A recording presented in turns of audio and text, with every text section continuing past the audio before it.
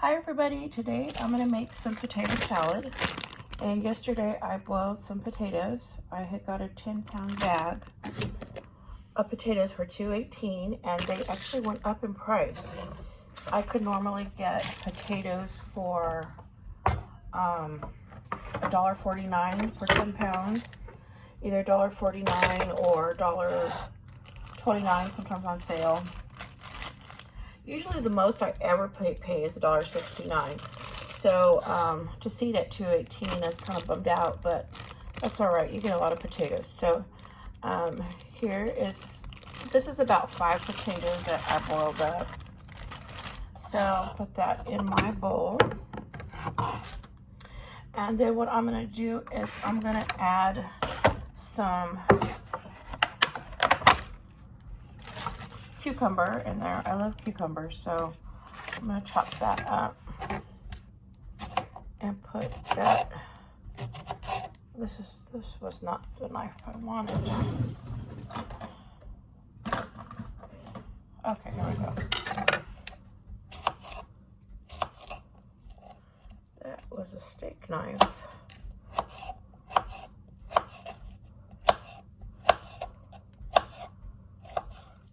Okay, so what I'm going to do is chop these up kind of small, put them on my potatoes.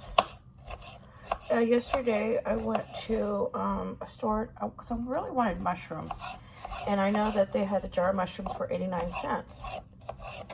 Because I thought, oh, I'm going to make some homemade pizza. I love the mushrooms, the canned mushrooms on homemade pizza.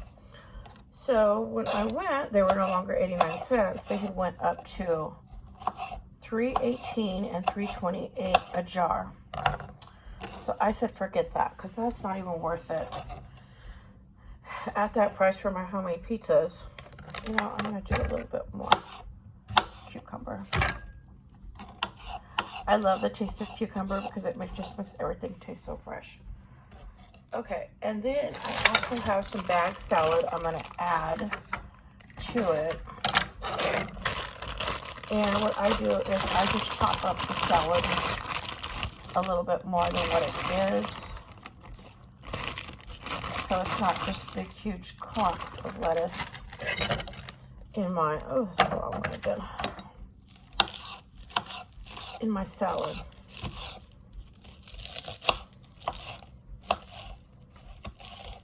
So what I do is I make my potato salad like how I make my tuna salad.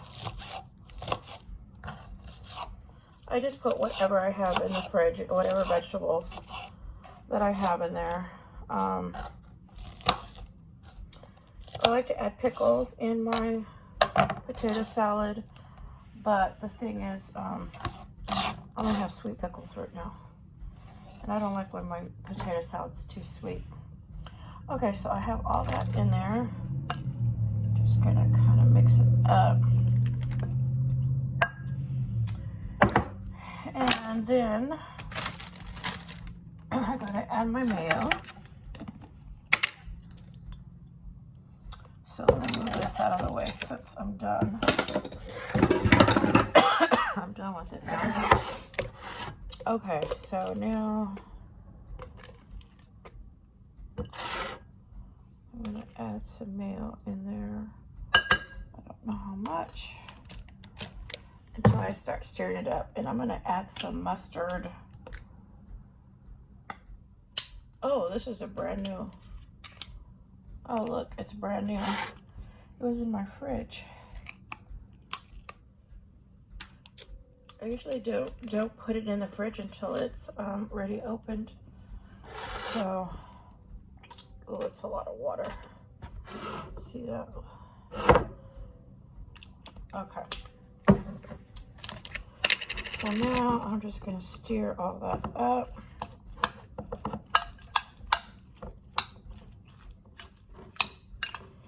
And so I thought the potatoes will last me for quite a bit of meals.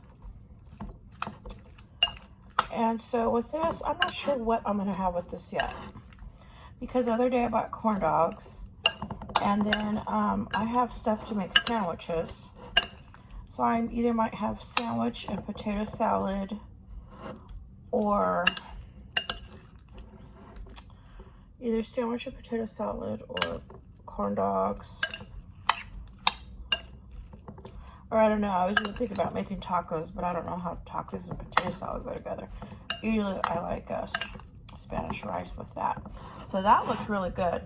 Now, I did forget to bring my pepper, and I like to put pepper, paprika, my Raven salt in here, and I like to add dill weed.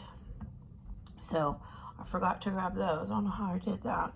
So I'm gonna add those on top before I eat it and mix it up real good. But I think that's just the right amount of mayo, and I think I might use a little bit more mustard. I'm gonna add just a little bit.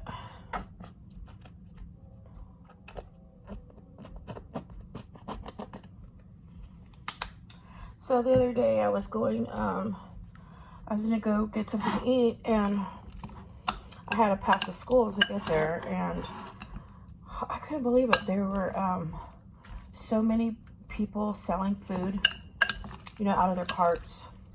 There's a lot of food carts around here where they push them and they sell like corn and pinwheels, snow cones, like fish, tacos, different things like that. And when I was passing the school, and this is an elementary school, this isn't even a high school, and there was different carts set up along the street right in front of the school and past the school.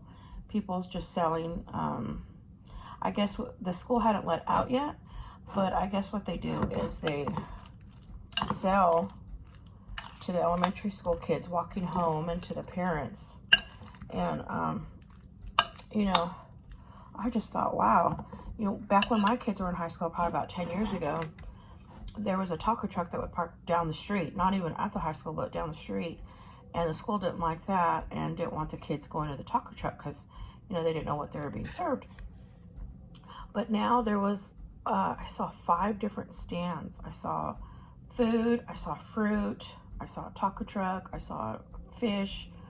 I was like, I have never seen this before. So I'm thinking they are just really trying to make some money right now. I know it's hard for everybody paying their bills. You know, there's some people that have great jobs and they don't feel it. You know, they're still going on vacations and they have great lives of, you know, doing all the things that they normally do. And inflation hasn't really affected them at all. At least it doesn't appear to. But I know for most people, just buying groceries is very expensive and hard to do.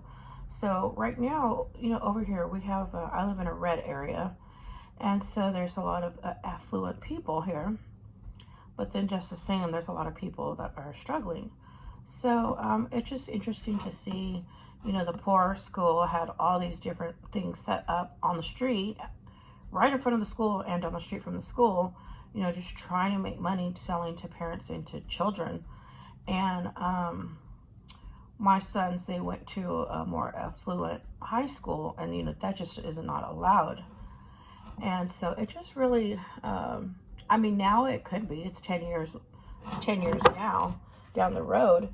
So maybe they do now, maybe this is a common thing. But I was really surprised to see that. And I just see a lot more people setting up, selling things just anywhere. Like even in town, they just set up canopies and just start selling knickknacks and different things. And it's starting to get really packed. Especially there's a lot of grocery stores that I won't go to, like Walmart,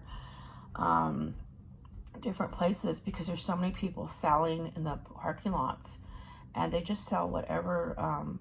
They even sell like homemade tamales, but you don't even know the person. Like, how are you going to trust this? Like what kind of meat is in there? And they're not supposed to be doing it.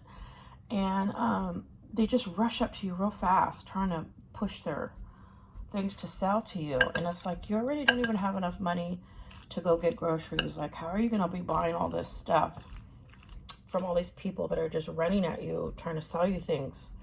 And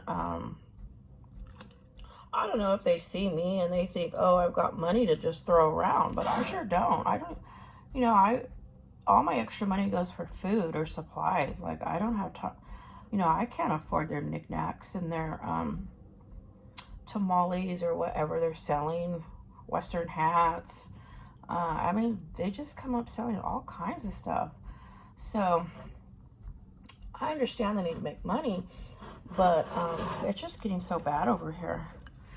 And this is a affluent area, so I can't even imagine now in the worst cities, the worst parts. I know my boys live in a big city, and they have so much crime there, and people attacking, even with machetes. There's so many, like, that you don't even see in the news. People getting attacked with machetes on buses, on, you know, walking, getting their heads cut off in some places. It's like, what? And so they're probably drugged out or something's wrong with them that they're doing this. But I told my boys, you need to be careful. Like, but they already know, you know, they're strong boys. They can take care of themselves. But still, you know, if you're outnumbered, how are you going to defend yourself if you're outnumbered? So I have to tell them all the time, be careful. And where my son lives, well, when my son's girlfriend had come down last, well, this last time she didn't get robbed, but the time before that, she got robbed twice in 1 week. And they even stole her pants, if you can believe it. And so the last time she had come down, which was several months ago, she didn't get robbed this time. She had told me, don't worry, I'm not carrying a purse, I'm not carrying anything. Everything's going to be in my pocket. So nothing, I'm not going to hold anything. I said, good.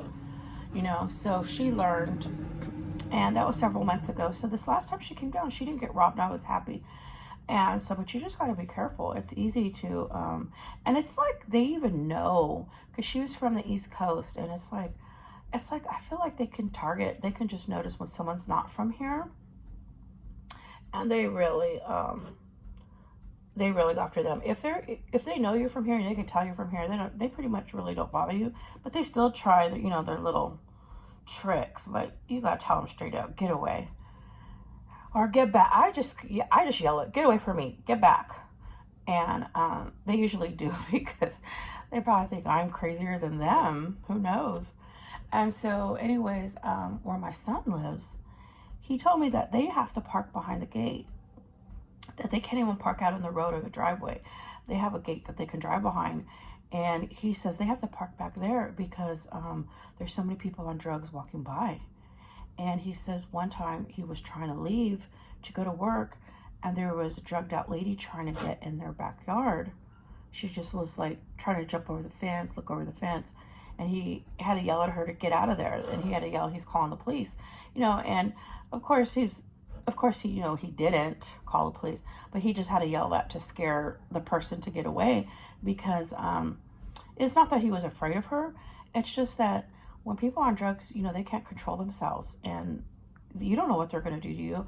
And then even if he wasn't parked behind that fence, even if she comes up and touches him or grabs him, you know, on the arm or something, or touches his car, if you got that drug on you, you can get it into your system. So it's not a matter of being afraid of that they might hurt you, which is possible. But the thing is you can't touch them or touch the things they've touched because of the drugs. They're so bad. So, you know, things are not going to get better. And my son told me, he says, you know, Mom, in a couple years, we're going to look back at this as the good times. We're going to see, like, what we're going through now, how we're struggling now. We're going to see this as the good times in a couple more years. He goes, it's going to be so bad. You know, the younger people, they can see what's happening more than we can, because they're always out and about, and they do a lot more things. And I know they don't tell me a lot of stuff because they probably don't want me to worry. But I mean, I see it. I can see it myself. I'm always paying attention to everything, but I'm sure they know a lot more than I do. And he just told me, Mom, just enjoy yourself right now, because this is going to be the good times. I thought, oh my goodness, so I pray a lot every day, many times a day. And, God keeps me safe. And,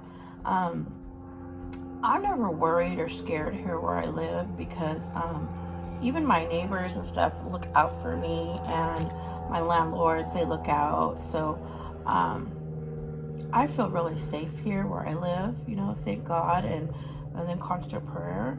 But you just have to be so careful now. Everybody is either struggling or they're very affluent and they don't see it. Or they say they don't see it. They portray they're affluent. If they are, I don't know. So anyways, this is my potato salad, and I better get going. I'm talking too much. Okay, everybody, thank you for watching.